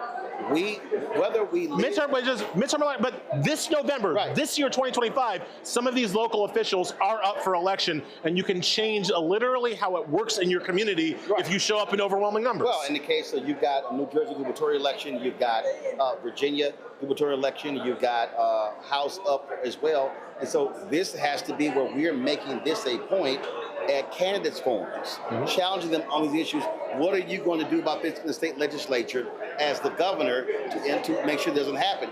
We don't have to completely rely on the federal government for these things. Which is lucky because the federal government ain't going to help us no way. Right, especially not this one. Right, not this one. So this is a great opportunity to kind of stretch those, what do the Republicans like to say, states' rights? It's time where you got to stretch some states' rights and take the power back that way. But also, again, like just having people focused and paying attention to it. I work for Progressive Publication. I'm in progressive networks. You know, the fair housing story, it's one of the ones that hasn't been talked about. I know you've been talking about it a lot on your show, but like this is a thing that is, again, directly taking money away from us. That's right. And people don't know about it. Billions. All right, Elliot, appreciate it. Thank you so much for having me. Thanks a bunch. Pat, the reason that conversation is critically important because I keep saying it, what Trump and MAGA wants to do, they want to target everything black. And a lot of folks are not paying attention to what's going on. And that whole issue with housing appraisals, where we are being impacted, losing billions upon billions of dollars, the right, they don't give a shit about that. Correct. See also the private equity that's in housing these days, right? I mean, we've talked about it on the show where single family homes in like greater proportion than ever before are being owned by private equity. That's important because these business people who want to be racist and want to sell it to certain people and want to deny certain people's entrees into communities are going to be able to do that with impunity now if you know that the Fair Housing Act is gutted and that there's not going to be a Department of Justice or other officials who will be looking into that, cutting down the numbers of the lawyers who investigate that. That's going to have a measurable effect on black wealth and also just your ability, your God-given right to live where you want to live. And I'll say two things anecdotally that go to this point. I filed my first Fair Housing Act case last year in a situation in Houston, and it was a young man who was trying to rent an apartment, He didn't get it rented. They had a question about his finances. He goes into the office and he says, "Are you not renting this to me because I'm black?" And the woman said yes. Wow. He answered yes in 2022. So it's a suit I filed last year. And yesterday, I happened to be talking to a woman here in Corpus Christi who lives in the Austin area where I'm from. She's in a small community outside the Austin area. And she told me that white people like her, it's a white woman, I was at an event. She says that people like her are concerned about the number of Indians moving into that very small community on the outskirts of Austin. And she said her husband works for a realtor, a big home builder. And she said he comes home exasperated because there are just so many Indians moving in. Everybody's uncomfortable. And I literally told her, I said, 60 years ago, somebody was saying that about me. Do you not realize that as you're sitting here telling me the story? And my point is, in 2025, those kinds of things are still happening. So if you have no federal protection and you have no recourse, that is going to have a measurable effect on non-white people, particularly who want to move into certain areas and who have every right to be where they want to live. So this is a law that absolutely it's a travesty that it's being gutted. And this is the kind of thing that should really, really, really concern people. So when I did Patrick Bet David's podcast, he claims he's independent. He's not. He's a MAGA right-winger. That's all he is. I want people to understand this is somebody with a huge following on his YouTube channel, social media. And if y'all want to see the sheer ignorance of this immigrant, okay, because he tried to question me earlier, and I was like, why don't you move back to black neighborhoods? Why don't you move you guys back to your goddamn country? Trying to tell me what I should be doing. But I want y'all to listen to what this ignorant fool had to say when I brought up the factual information regarding home appraisals. Check this out, y'all. I'm gonna need you to be drug tested. Seriously. Yeah. Do you even know today? We've done the stories in Florida when somebody's black selling their house, the appraisers will come in and literally give them a value $100,000 to $300,000 less because they're black. You know that that's actually happened, right? You'll take one story and say that. Oh my God! On how many occasions has that happened? Are you serious? Do you think a message like okay? Why don't you go ahead and Google? Why don't you go ahead and Google? How many times has that happened? No, I believe it's happened, but how many times has that happened? The New York Times literally just did a story talking about the systemic racism that exists within housing appraisals. This is a fundamental problem. I'm trying to see you're living in a different reality. What progress are you making by saying that? What progress? So what you're doing? I'm trying to end that. Okay. Do you know how inherent? Okay, hold on. You say you're Middle Eastern, right? You're trying to. Hold on. You said you're Middle Eastern, right? I am. Yes. How would you feel? How would you feel? Yes. If you're selling your home, you've got a home that you know, right? And you put upgrades in it, and you know your home is worth $500,000. Yeah. And somebody comes into your home, and they see your photos, right? And they see your family, and then they go back and they go $350,000. You go, what the hell? So you tell that story. Wait, one second. To get people to be convinced that's happening. It's actually out of 1,000 appraisals. Oh my God. Out of 1,000 appraisals, how many times does that happen? Out of 1,000 appraisals, how many times does that happen? You want to pull that up? You want him to pull that up? That's your world, though. Out of 1,000 appraisals, how many times does that happen? Let's just say it happens. It is a significant issue in America. Oh my God! And wait, one second. And then when the woman, a black person should not have to remove their photos from the wall and remove black art and remove black books to have a white appraiser then come in and go, oh, it's actually $550. One second, because I'm gonna show you how it impacts generationally. Here we go. So when you follow me here, because this is housing in America.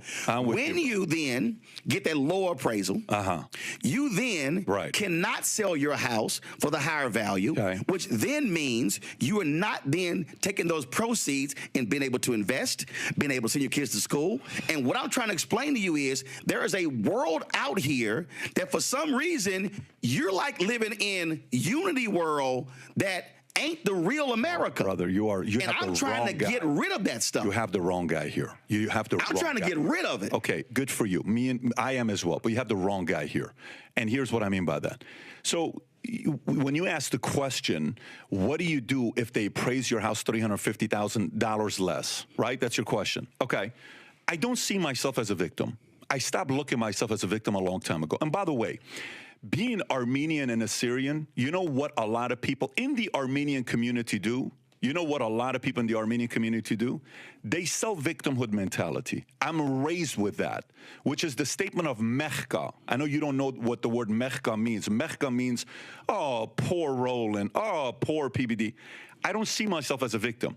And the other part is when you use one story as an example to divide and get people even angrier because out of 1,000 appraisals this happened one time, I don't think you're unifying when you say a statement like that to say, hey, this is what's taking place all the time. But going back to it, so you left because you wanted better economic situation for yourself. Listen to what you just said. Again, I'm having a hard time listening to what you just said when you're saying it's so fundamentally flawed because when you say, "Oh my God," you see yourself as a victim. You do. No, you're selling it as a victim. No, I'm not. What I'm selling is a reality. What I'm selling is when this is again. Since you didn't, I guess you couldn't pull it up. Okay. Oh, he did pull it up. Okay. The Biden administration, the Federal Housing Finance Agency, released 47 million appraisal reports to the public for the first time. The appraisals, which were compiled between 2013 and 2021, present evidence of a persistent, widespread practice in the home appraisal industry to give higher values to homes when the occupants are white and devalue them if the owners are people of color. That's such bullshit. That's such bullshit. You know why? Hold up. Let me tell you why that's such bullshit. They actually took the reports and showed the data, and now you call it bullshit. Of course I call it bullshit. So wait a minute. So you asked for the data and the facts. No. And now you give your opinion first of all, because you don't like the facts. Bro. Come on, man. You run a company? Yes, I do. Okay, so when you run a company, how much shit can I find in the OPEX? How much? In the what? With OPEX. When I go into my balance sheet and I look at my expenses, my monthly expenses, what I'm paying for, rent, employees, benefits, workers' comp, I can give a number and say, we lost $280,000 this year. And it's like, oh my God, we lost $280,000. And then I open up the balance sheet and then boom. I'll see you're moving your face like you don't know what I'm talking about. First of all, when I see a data like this, tell me the whole story. To jump to conclusion with something like this without seeing the entire story is ludicrous to make a comment like that. But analyzing the millions of appraisals by using census tracts as a proxy for neighborhoods and comparing communities with nearly identical housing stock, two researchers found that the results showed a clear correlation. The higher the proportion of white residents in each community, the higher the appraised value of individual homes. They compared similar data. See, again, you want to reject the facts. And what I'm trying to explain to you is I am refusing to constantly have people give data without me having access to the entire thing just for their own benefit to divide So what you're saying is, in order for you need access to the 47 million home appraisals. I'd love to see yourself. I would love to see it. Okay, guess what? It's a federal agency. File a FOIA. I'd love to see it. File a FOIA. But here's file a what? A FOIA. Okay, so I'd love to see it. You know why? Here's the part. How often do you see data being used and we don't know the whole story? Both sides. How often? But first of all, we see data out there, but what I'm saying, I'm looking at data, actual data, and I'm also looking at a reality. And here's what I'm saying to you. And again, this is what you, for some reason, you're not fully accepting. What is the most consistent way Americans have been able to actually build wealth? It has been through housing. That's been historical. And when you are black in America, this is not an opinion, this is not a perspective, it's a fact. What we have seen is when you have been unable to enter the housing industry, meaning covenants saying you can't sell to black people, then when you actually buy a home and they've been grossly undervalued, that then limits you from being able to sell your home at a higher value and now take the profits and then create a business and then be able to send your kids to college. And what I'm saying to you is when that has been persistent, when you look at the appraisals, one, when you look at inability where you're buying a house, two, all of a sudden now you see a clear way how African Americans have been impacted, not historically, but still in present day. And what I'm saying to you is, whether you are Democrat or Republican, I want that to change. Hello, I'm Isaac. Right there. Drew, I want to see the 47 million appraisals. This is what they do. So when you have the facts, then it's something else. A white man like Patrick Bet David, oh my God, you're being a victim. I'm being a victim because I'm stating fact. This is what these Republicans do. This is what these Republicans who are immigrants, who's Armenian, Syrian, or whatever the hell. The reality is Patrick Bet David gets to come to the United States and live like a white man. He gets to be seen as a white man. He doesn't have to take down his photos, but guess what? If you got black art, and you got black books, and you got black DVDs, and you got black family portraits, you gotta hide your shit because these white appraisers are taking you down. Thing I want to make sure that's not missed in this conversation is that the appraisal bias is the biggest, the most significant robbery of Black generational wealth, be it if you live in a majority white neighborhood or if you live in a majority Black neighborhood. Not only is the appraisal happens, when you talk about what systemic racism is, when you talk about how it impacts our families generationally, if I am not in a community that is appraised appropriately, which means that means opportunities, that means access to healthcare, that means access to great schools, which means access to networking opportunities. Those are the things that impact us tremendously. And if we do not continue to shine a light, I'm going to go back to this. This is how systemic racism works. This is happening quietly.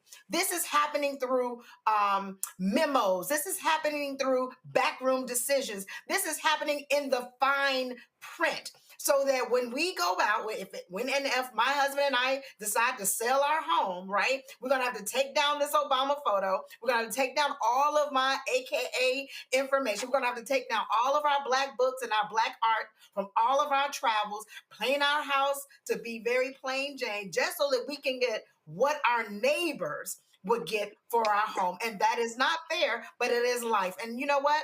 Sometimes you just have to state the fact and keep on walking, because arguing or going back and forth with someone like that, they don't get it because they don't want to get it. No. But see, here's why that was important, Michael, because my deal is I'm going to check you on your show. And guess what? All your followers, they going to have to listen to that conversation. And I dare they Google it. When I click the comment section of our video here, this sister here, she actually posted this comment. She said, Black realtor here, racism and appraisals is a huge issue. When listing homes, I strongly encourage my African-American sellers to remove all traces of themselves. Once I explain why, they understand. My job is to get them the most money possible, not tiptoe around their feelings. This guy is being willfully obtuse. And that's all this was. He did, you're just using one example out of 1,000. And then when you bring the data up, oh, I don't believe it. I want to see it for myself. Oh, data can be manipulated. Man, get the hell out of here. Well, he didn't know that you were coming with the facts. That's what it is. And that's why he had a guy sitting there who was pulling stuff up on the monitor. And I said, oh, you can't pull this one up. I literally told him the article, all they had to type in Google was New York Times, housing appraisals and racism. But it was like, oh, he just couldn't find it. So I was like, yeah, I can find it on my own phone. I'm going to read it to you. Absolutely. New York Times, widespread racial bias found in home appraisals. Easy to find, November 2nd, 2022. And this, what you said is so important. The Brookings Institute has been doing a lot of good work exposing this because the Brookings Institute has a piece on how racial bias in appraisals affects the devaluation of homes in majority Black neighborhoods. And our homes are devalued by approximately $162 billion. Okay, so that impacts generational wealth. That decreases our ability to pass on generational wealth to the next generation. And about 96% of home appraisers are white. Now, the Biden-Harris administration was doing work to combat that. Okay, And one of the things they did was took on racial bias and home appraisals and closed the black-white home misevaluation gap by 40%. Now all that stuff is going to stop. Is going to stop under the Trump administration, because anything dealing with race that they feel discriminates against white people, they're shutting down in the name of attacking DEI, diversity, equity, and inclusion. So I'm glad you showed that. But once again, this shows how policy impacts your economics. And you got a lot of people out here who spoke negatively about Vice President Kamala Harris, said don't vote for them, just focus on building businesses in your community, stupid shit like that. And I'm all for building businesses. I've been doing that, help Black people do that, help them get funding for it. But politics impacts your economics. So this is why this show is so important, because we are under an unprecedented attack that we haven't seen since the Jim Crow era. Well, again, real quick, go ahead. Economics. Politics, that I think if you could say that one more time, because for some of my brothers, politics impacts your economics.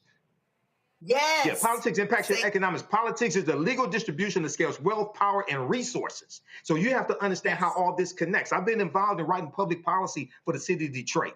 I've helped Black people get grants to start businesses and expand their businesses, things like that. Yeah. Okay. I taught entrepreneurship for 7 years, so I understand. I've managed Black-owned companies that have had government contracts. Well, most employees were Black. Yeah. Listen, the bottom line here is real simple. Folk like Patrick Bet-David and these other conservatives, white conservatives, they want to deny what the reality is. That's what they simply do. Folks, another story here. We got the news today that Assata Shakur passed away in Cuba at the age of 78. Of course, many folks have heard the story of her, of course, fleeing to Cuba after being imprisoned here in the United States. You might have seen her name. You've seen her on shirts. You've seen people supporting her over the years. Of course, she was convicted in the killing of a New Jersey state trooper. She was a member of the Black Liberation Army. She was born Joanne Deborah Byron, Queens, New York.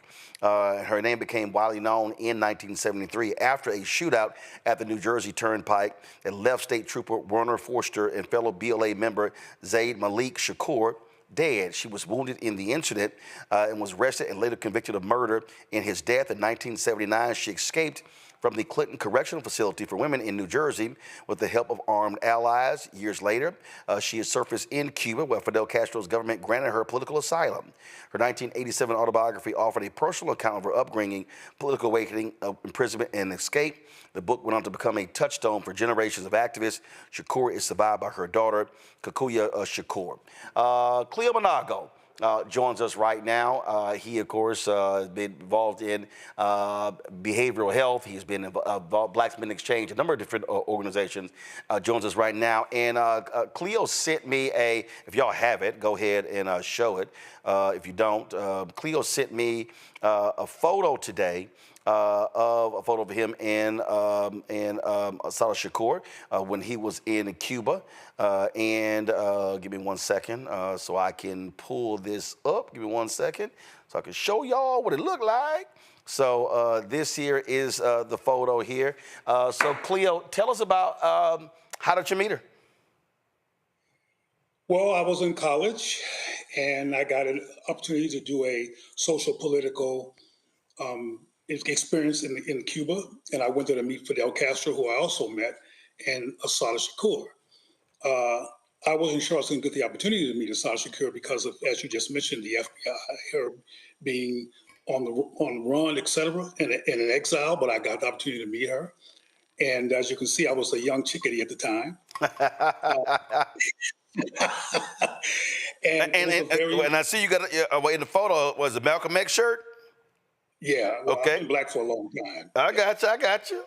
Go ahead. Actively Black, as opposed to passively Black. But anyway, I got the chance to, she was across the room. I asked somebody that was with her, could I talk with her? So hold on. Okay, so give me the setting. She was across the room. Like what was this, a meeting? Was it a gathering? Was it activists? What was this? What was in this room? I was in Havana, Cuba, at a jazz concert. And Fidel Castro was going to be there and was there to speak to the crowd. And I did not even know that Assata was there. It was an evening. It was on the outskirts of Havana, Cuba. And I saw her, recognized her, and I alerted some people that were with her that I wanted to speak with her. She looked at me and she lit up for some reason and she said, sure. And we talked and I was very in awe of her because I know her history. I know why she ran. I know about her experience with the Black Panther Party. I know what kind of climate that this country was in. Black people were being killed left and right by the cops. She was part of the Black Panther movement that came into existence to resist the murder of Black people by cops, police brutality as it's called. And I was just very interested in talking with her, and we connected, we talked. We spent 2 days together. She told me about her experiences, her perspective. She's a brilliant, loving woman. During our conversation, she told me that I was a brilliant Black soul. That's the way she described me. And she said I reminded her of Fred Hampton, which I broke into tears unexpectedly when she said that. And she got up out of her chair, and she came and put her arm around me and told me she understood. And that was a very important bonding moment for us because right after that, she started talking about her struggle, her pain, missing her family, unable to see them again because she was never coming back to the United States of America because, as far as she was concerned, she would never get a fair trial. Well, and in fact, in the New York Times obit, she was the first woman to land on the FBI's most wanted terrorist list and had a $2 million offer in state and federal money for her capture. Yeah. And I'll talk about that by underscoring that we talk about the issue of white supremacy all the time. Well, it's not a new issue. It's been a problem for a long time. It's just that over the past 15 years or so, people have articulated it in very explicit ways, but it's not a brand new phenomenon. People just finally developed the courage to actually talk about it as something that affects our lives. But back then, when she was arrested, from her perspective, she didn't do anything wrong. Just like what happened with Sandra Bland, the cops pulled her over. They roughed her up. They were not they were not objective at all, like they never were when they dealt with Black people in many cases. And she knew, for lack of a better term, her goose was cooked. And she wasn't interested in being in the arms of white supremacist police officers that were going to clearly kill her or harm her. So she escaped.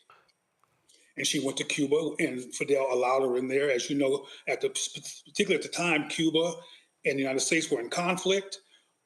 Fidel was very aware of the Black Panther movement, racism in the United States of America, and gave her shelter over in Cuba, where she's been until this very day when she passed away. But I want to underscore that the woman was brilliant. She was thoughtful. She was intelligent. She had a critical analysis, and she was about the empowerment and safety and protection of Black people. And that's why she joined the Black Panther Party, was to resist the murder, the brutality, and the killing and all other negative things that was happening to Black people, including the police department and external to the police department. She was a resistor. So she understood at the time, particularly after the murder of Fred Hampton. I think many of your listeners will know who Fred Hampton was. And he had been murdered, and in his bed, he was assassinated laying next to his pregnant wife. So she didn't trust the system, the so-called justice system, and her life was in their hands, and she called herself intervening on that and escaping so she could live. And she built a very beautiful life in Cuba. All right, then, Cleo, we appreciate you joining us, sharing your thoughts on Assata Shakur. Thanks a bunch. Thank you for inviting me, Roland. It's good to see you, man. Likewise, sir. Michael, Matt, Drew, any thoughts on her passing? For me, I pray that, she rests in power and that her family knows that the life that she lived, even though she had to be exiled to Cuba, that she's just resting in power and in truth. And I just wish that she would have been able to be with her family at that time.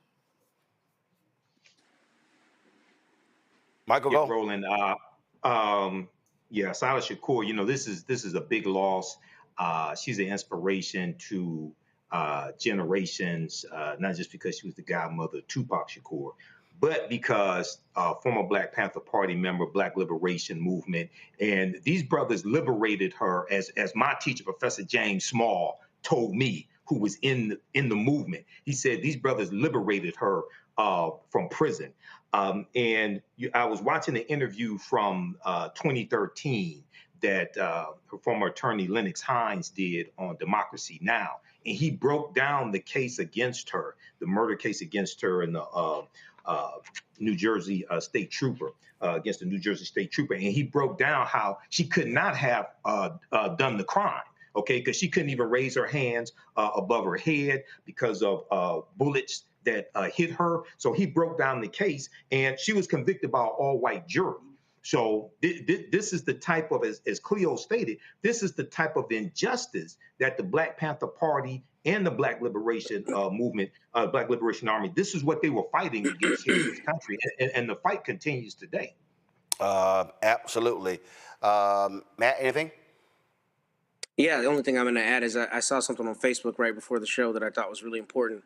There's a friend of mine who was saying that this is the kind of depth of conviction that people need to really model themselves after, number one, and to say as well, you know, that phrase that you see a lot on social media, we are not our ancestors. Well, this is exactly the kind of ancestor you should strive to be, a person who is going to live their commitment and their conviction as strongly as she did. And I'm hoping that this younger generation takes from that the drive to do the same in their own lives. All right, folks, that's it for us. I appreciate it. Drew, Matt, Michael, thank you so very much for joining us on the panel. Folks, Monday, I'm going to be coming to you live from South Carolina. Hall of Fame basketball player Alex English is having his celebrity golf tournament. I was invited to play in that, and so I'll be broadcasting from South Carolina, so we'll be here. What'd you say, Matt? Matt, what'd you say? Much love to the control panel. Matt, what'd you say? Say what? Oh, now you know what I'm saying? Now you self-muting? You self-muting now? Yeah, you are foul, deep in your. I was trying to show love to your staff. Oh, look at you. No, but you over there being demonstrative, so I thought you had something to say. So I'm like, go ahead and say it with your chest. I was telling your staff that I wasn't trying to throw them under the bus, but that I had to let you know that God don't like ugly. So that's all. But I can't trust none of y'all. God don't. I don't trust. No. What happened was I saw you over there being on demonstrative, so I was like, I'll call you. But then they know if I call your name, pull you up. See, so that's what they did. So they were doing their job. Okay. All right. Well, shout out to the control panel. Yeah. I don't know how y'all deal with this, brother, but you deserve easy all the love. Called direct deposit every 2 weeks. That's how they deal with it. So you try to, yeah. God don't like ugly, and He don't like burnt orange as well, and He don't like Arch Manning. That's it. All right, we done, folks. Again, I'm live in South Carolina on Monday. The Alex English Celebrity Golf Classic. Don't forget, y'all, support the work that we do. Join our Bring the Funk fan club. Your support is really appreciated. Use the Stripe QR code if you want to contribute via Cash App. You see it bottom left-hand corner. PayPal's R Martin Unfiltered. Venmo's RM Unfiltered. Zelle. Roland at RolandSMartin.com. Roland at RolandMartinUnfiltered.com. Download the Black Star Network app. Apple phone, Android phone, Apple TV, Android TV, Roku, Amazon Fire TV, Xbox One, Samsung Smart TV. Be sure to get a copy of my book, White Fear, How the Browning of America is Making White Folks Lose Their Minds. Available bookstores nationwide. Of course, if you want to get our Roland Martin Unfiltered Black Star Network swag, please do so by going to shopblackstarnetwork.com. Shopblackstarnetwork.com for t-shirts, wall art, all hats, you name it, we got it. Also, if you want to support our black-owned products, you see all of these products to my left. You can see those. You got skin products. You got, you got relishes. You got sauces. You got shirts, crossword puzzles. You got black-owned toilet paper. You got all this sort of stuff right here. So support all of these products, and so you can get it right there. ShopBlackStarNetwork.com. ShopBlackStarNetwork.com. And also, folks, if you want to be sure to download the app Fanbase. Download the app Fanbase.